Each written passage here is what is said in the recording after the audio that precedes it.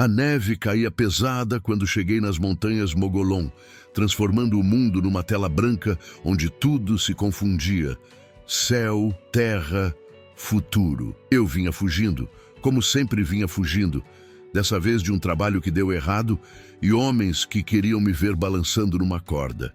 3 dias sem comer direito, cavalo coxo, dedos dormentes dentro de luvas molhadas. O frio daquelas alturas não era o frio que avisa e depois mata. Era o frio que mata enquanto você ainda pensa que pode sobreviver. Vi as pegadas primeiro, pequenas, irregulares, cambaleantes na neve fresca. Criança, sozinha. Nenhum adulto deixaria rastro tão desesperado, tão perdido. Devia ter seguido em frente. Mal tinha forças para salvar a mim mesmo, quanto mais procurar alguém que provavelmente já estava morto. Mas tinha algo naquelas pegadas que me puxou.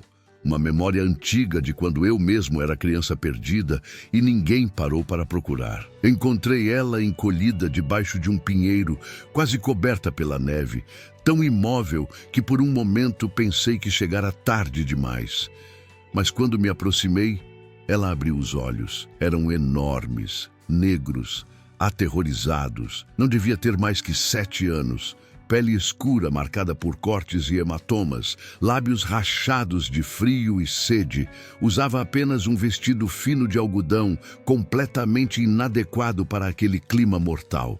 Quando estendi a mão, ela recuou, sibilando como um animal acuado. "Não vou machucar você", disse em inglês. Depois repeti as poucas palavras em Apache que minha mãe tinha me ensinado antes de morrer. Palavras sobre segurança, sobre proteção. Algo naqueles sons familiares fez seus olhos mudarem, a tensão diminuir levemente. Tirei meu casaco e envolvi ela, que tremeu violentamente quando o calor tocou sua pele gelada. Pesava quase nada quando a peguei nos braços, apenas ossos e medo compactados em forma humana. Levei ela de volta para onde tinha deixado meu cavalo e improvisei abrigo entre as rochas, usando galhos de pinheiro e minha própria manta para criar algo que bloqueasse o vento cortante. Acendi fogo com as últimas fagulhas de força que tinha e segurei ela perto das chamas. Por horas, ela não falou, apenas tremeu e ocasionalmente gemia baixinho. Esquentei neve para fazer água e forcei ela a beber devagar. Pequenos goles que ela engolia com dificuldade. Tinha uma barra de pemmican guardada para emergências e dividi metade com ela, mastigando lentamente porque seu estômago não aguentaria mais. Quando finalmente parou de tremer tanto, quando a cor voltou minimamente aos seus lábios, ela me olhou com aqueles olhos imensos e perguntou em Apache: "Você vai me vender?" A pergunta me atingiu como soco no estômago. "Não", respondi firme. "Nunca." "Todos vendem", disse ela, voz pequena, mas cheia de conhecimento amargo demais para sua idade. "Primeiro os soldados venderam minha mãe. Depois o homem que me comprou me vendeu para outro. Depois, aquele me levou para longe e me deixou na neve quando decidi que não valia a comida." Fechei os olhos, lutando contra a onda de raiva que ameaçava me afogar. Conhecia aquela história.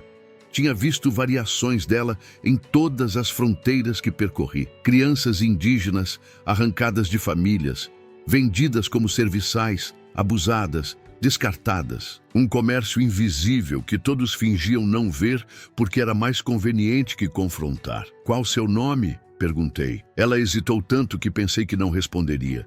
"Não tenho mais nome. O último homem me chamava de Coisa. Antes disso, me chamavam de muitos nomes que não eram meus. E antes de tudo isso, antes dos soldados..." Ela olhou para o fogo por longo tempo. "Nalé. Minha mãe me chamava Nalé. Significa canto de pássaro. Ela dizia que quando nasci, o primeiro som que fizeram foi um pássaro cantando. Sua voz rachava nas bordas. Mas minha mãe está morta, então esse nome também morreu. Nomes não morrem enquanto alguém os lembra." Falei suave. "E agora eu lembro. Nalé, canto de pássaro. É um nome bonito." Passamos aquela noite apertados no abrigo improvisado, o fogo baixo mas constante entre nós. Ela dormiu em espasmos, acordando sobressaltada. e cada vez eu murmurava palavras tranquilizadoras até ela voltar a fechar os olhos. Ao amanhecer, a neve tinha parado e o céu abria em azul feroz e frio. Sabia que precisávamos descer. Minhas provisões tinham acabado, meu cavalo mal conseguia carregar um, quanto mais dois. E aquela criança precisava de cuidados que eu não podia dar. Vou te levar de volta para seu povo, disse enquanto apagava o fogo. Ela ficou rígida. Não tenho povo. Todos foram mortos ou espalhados. Tem que haver alguém, algum grupo, alguma família. Ela me olhou com aquele jeito direto que crianças têm, vendo através de mentiras adultas. Você tem medo de mim. Não tenho medo de você. Corrigi. Tenho medo de não saber como cuidar de você. Sou só um homem sozinho, sem casa, sem família. Não sei nada sobre criar crianças. Ninguém sabe até saber, respondeu ela com a estranha sabedoria daqueles que cresceram rápido demais. E você já me salvou. Isso é mais do que qualquer um fez antes. Tinha algo naquela lógica simples que me desarmou completamente. Olhei para aquela criança minúscula embrulhada no meu casaco grande demais. Seus olhos esperançosos pela primeira vez desde que a encontrei, e soube que estava perdido. Não podia simplesmente deixá-la em algum lugar e seguir. Ela tinha se tornado minha responsabilidade no momento que parei para seguir suas pegadas. Levamos 3 dias descendo aquelas montanhas. Compartilhei com ela a última comida, a última água, e quando meu cavalo finalmente desistiu e parou de andar, caminhamos juntos pela neve diminuindo. Ela não reclamou uma vez. Apenas segurava minha mão com força impressionante para alguém tão pequeno e continuava colocando um pé na frente do outro. Contei histórias para distraí-la da fome e do cansaço. Histórias da minha mãe, que também era Apache. Histórias das lendas que ela me contava antes de adormecer. Nalé ouvia tudo com atenção feroz. Sua mãe te amava, disse ela numa tarde enquanto descansávamos. Dá para saber pela maneira que você fala dela. Amava, concordei, garganta apertada. Mas não pude salvá-la. Você salvou a mim, respondeu ela simplesmente. Talvez era para isso. Talvez ela enviou você. Não acreditava nesse tipo de destino, mas havia conforto estranho naquela ideia. Que minha mãe, onde quer que estivesse, tinha de alguma forma guiado meus passos até aquela criança perdida. Chegamos finalmente numa pequena tribo Apache acampada em Vale Protegido. Não era a tribo de Nalé, mas era seu povo. Quando nos aproximamos, guerreiros vieram ao nosso encontro.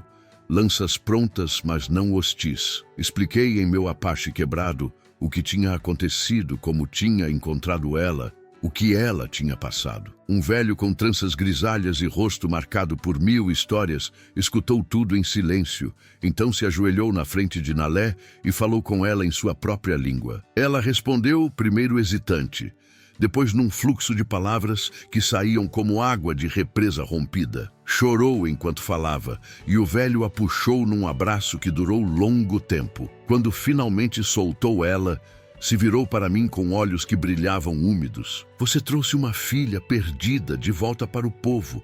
Isso não é coisa pequena. Só fiz o que qualquer um faria, respondi, desconfortável com a intensidade daquela gratidão. Não, disse ele firme. A maioria teria passado direto. A maioria nem teria visto as pegadas.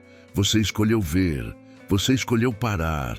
Você escolheu carregar um peso que não era seu. A tribo nos ofereceu comida, abrigo, e pela primeira vez em dias comi até saciar a fome. Nalé sentou ao meu lado durante a refeição, pequena mão ocasionalmente tocando meu braço, como se verificasse que eu ainda estava lá. Depois de comermos, o velho, que descobri ser o chefe chamado Nahilzai, me pediu para caminhar com ele. Fomos até a borda do acampamento onde o vale se abria para o horizonte ainda coberto de neve. Ela não tem mais família, disse Nahilzai. Pais mortos, irmãos mortos, tios mortos. Nós a acolheremos, é claro, mas ela já se ligou a você. Vi no jeito que olha para você, como filhote que marca o primeiro rosto que vê como mãe. Eu não posso, comecei, mas ele levantou a mão me interrompendo. Não estou pedindo que fique para sempre, mas fique até a primavera. Deixe ela saber que homens brancos não são todos demônios. Deixe ela se curar com você por perto. E talvez no processo você também se cure. Não era pedido, era reconhecimento. Ele via em mim o que eu tentava esconder. Um homem quebrado, fugindo de demônios próprios, carregando culpa de vidas que não salvei. E de alguma forma, ele estava oferecendo não apenas abrigo, mas redenção. Eu não sei como ser pai, admiti, voz rachada. Ninguém sabe, respondeu ele, ecoando as palavras de Nalé. Mas você já começou. Agora só precisa continuar. Fiquei. Através do resto daquele inverno brutal, fiquei. Me deram tenda própria, mas Nalé dormia enrolada em mantas ao meu lado todas as noites, se recusando a ficar longe. Durante o dia, ela me seguia enquanto eu ajudava onde podia. Caçava, consertava ferramentas, cuidava de cavalos. A tribo me aceitou com cautela no início, mas quando viram que eu não julgava, não exigia, apenas existia respeitosamente entre eles, as barreiras foram caindo. Aprendi seus costumes, participei de cerimônias, escutei histórias e lentamente, muito lentamente, aprendi a ser algo parecido com figura paterna. Ensinei Nalé a atirar com arco pequeno, que um dos guerreiros fez para ela. Ensinei ela a rastrear na neve, a reconhecer plantas, a fazer fogo. Ela me ensinou a rir novamente, a ver beleza em coisas simples, a acreditar que nem tudo estava perdido. As semanas viraram meses. Vi Nalé ganhar peso, suas bochechas encherem, seus olhos perderem aquele pavor constante. Começou a brincar com outras crianças, a cantar pequenas canções, a dormir noites inteiras sem pesadelos. E eu, sem perceber, comecei a me sentir parte de algo. Não apenas visitante, mas membro. Não apenas salvador, mas salvo. Uma manhã, quando a neve começava finalmente a derreter e os primeiros sinais de primavera tocavam o ar, Nalé me acordou mais cedo que o normal. Hoje é cerimônia especial, disse excitada. Nahilzai disse que você precisa vir. Não tinha ideia do que esperar, mas a segui até o centro do acampamento onde a tribo inteira já estava reunida. O velho chefe estava no meio, vestido com regalia cerimonial que não tinha usado antes. Nahilzai me chamou para a frente. Quando cheguei perto dele, colocou as mãos nos meus ombros e falou alto o suficiente para todos ouvirem. Quando você trouxe Nalé de volta, trouxe mais que uma criança. Trouxe esperança. Lembrança de que ainda há bondade, mesmo em tempos escuros. Você cuidou dela como se fosse sua, sem obrigação, sem esperar recompensa. Por isso, hoje, nós te damos nome. Não o nome que seus pais te deram, mas o nome que você ganhou. Tuizi Nashon. Significa aquele que carrega cabritos perdidos para casa. Fez uma pausa e então sorriu. Mas esse nome é longo demais para uso diário. Então, entre nós, você será chamado apenas Nashon. E se você aceitar, será considerado membro desta tribo. Não por sangue, mas por escolha. E Nalé, se ela quiser, será sua filha diante dos olhos do povo e dos espíritos. O silêncio que seguiu era carregado de peso. Olhei para Nalé, que me observava com olhos brilhantes de lágrimas não derramadas. Ela acenou levemente, um pequeno movimento de cabeça cheio de esperança. Olhei ao redor do círculo de rostos, alguns sorridentes, outros neutros, todos esperando minha resposta. E percebi que estava no momento que define vida. Podia voltar para quem eu era, solitário e perdido, ou podia dar um passo em direção a algo novo. Aceito, disse, voz mais firme que esperava. O nome, a tribo e especialmente ela. Se Nalé me aceitar como pai, serei o melhor pai que souber ser. Aplausos e gritos de alegria explodiram. Nalé correu e se jogou nos meus braços, chorando livremente agora. Segurei ela apertado. Essa criança que tinha encontrado morrendo na neve, que tinha se tornado minha razão para continuar. E pela primeira vez em décadas, senti que pertencia a algum lugar. Mas pertencer traz responsabilidade. E responsabilidade, descobri, traz confronto. 2 semanas após a cerimônia, homens brancos chegaram no acampamento. Eram 4, liderados por sujeito gordo com distintivo de delegado e olhos frios. Estamos procurando uma menina índia, disse sem preâmbulos. roubada de seu dono legítimo. Informantes disseram que pode estar aqui. Senti Nalé se esconder atrás de mim, pequenas mãos agarrando minha camisa. Nahilzai se adiantou, postura calma, mas voz dura. Não há crianças roubadas aqui, apenas crianças que pertencem a seus pais. Ela foi comprada legal, insistiu o delegado. Certificado assinado e foi tirada de seu comprador. Isso é roubo. Ela foi abandonada para morrer, respondi, controlando raiva que fervia. Encontrei ela quase congelada na neve. Qualquer propriedade que alguém alega sobre ela foi perdida no momento que a deixaram morrer. Não é sua decisão, disse o delegado. Lei é lei. Ela volta ou eu prendo todos vocês por cumplicidade. Tensão escalou rápido. Guerreiros se posicionaram ao redor do acampamento, mãos em armas. Mulheres puxaram crianças para trás. Sabia que estávamos segundos de violência que terminaria em massacre. Espera! Disse alto. Se é questão de propriedade, então eu compro ela. Quanto pagou o tal dono? O delegado hesitou, vendo oportunidade. $50. Era absurdo. Obviamente inflado, mas não importava. Não tenho $50, admiti, mas tenho isso. Tirei meu revólver, minha faca, meu relógio de bolso de prata, único objeto de valor que possuía. Herança do meu pai. Vale 100 fácil. Pega isso e deixa a menina em paz. Ele avaliou os itens com ganância mal disfarçada. O revólver era bom, o relógio valioso, mas ainda estava calculando se podia extrair mais. Foi quando Nahilzai falou, voz baixa, mas carregada de autoridade. Você pode pegar esses itens e ir embora rico, ou pode insistir e ir embora morto. Somos 30 guerreiros. Vocês são 4. Faça as contas. Não era ameaça vazia. Todos sabiam disso.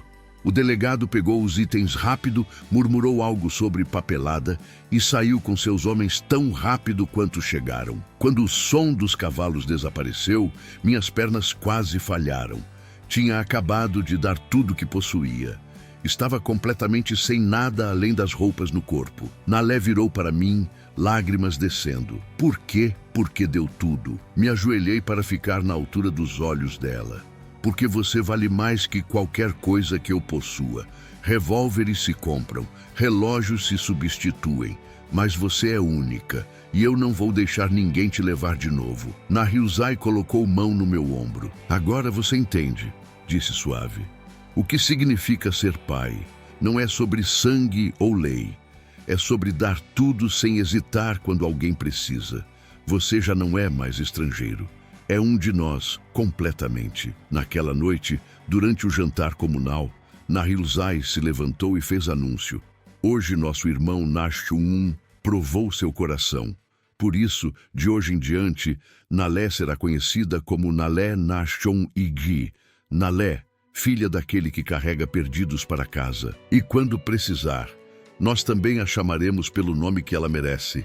Amada. Os anos que seguiram foram os mais plenos da minha vida. Vi Nalé crescer de criança assustada para jovem forte e confiante. Ensinei ela tudo o que sabia. Ela me ensinou o que eu tinha esquecido. Como confiar, como amar, como fazer parte de comunidade. Nunca fui rico em bens, mas fui rico em propósito. Caçava com os homens, sentava nos conselhos, ajudava a proteger o acampamento quando ameaças surgiam. E Nalé floresceu, tornou-se curadora, aprendendo com as anciãs sobre plantas e medicinas.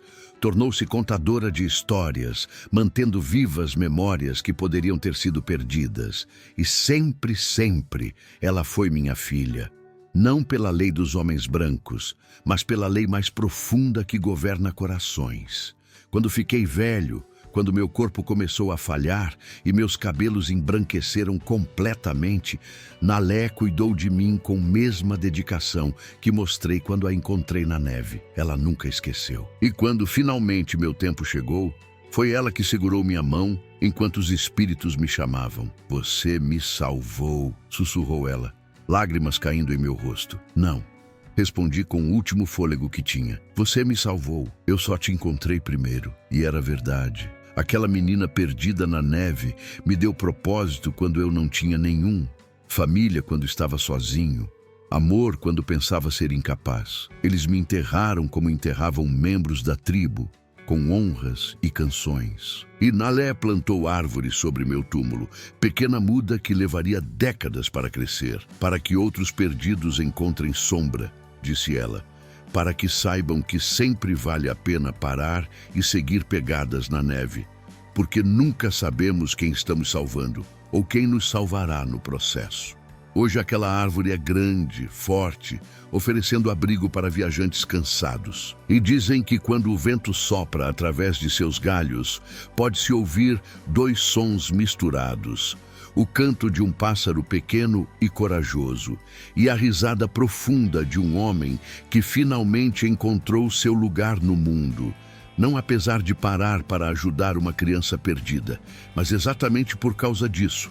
Porque às vezes salvar alguém é a única maneira de salvar a si mesmo, e às vezes a maior jornada não é a que fazemos sozinhos, mas a que fazemos carregando nos ombros aqueles pequenos demais para caminhar, frágeis demais